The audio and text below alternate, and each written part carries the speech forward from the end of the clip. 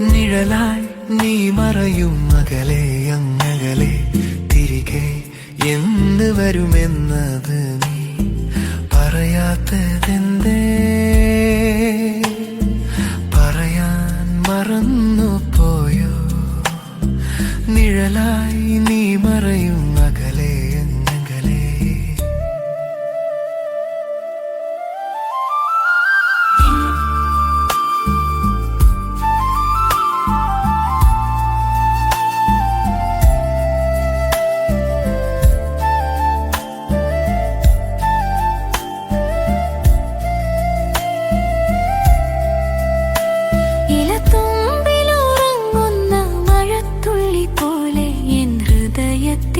ഹിമബിന്ദുവായി വരുമോ?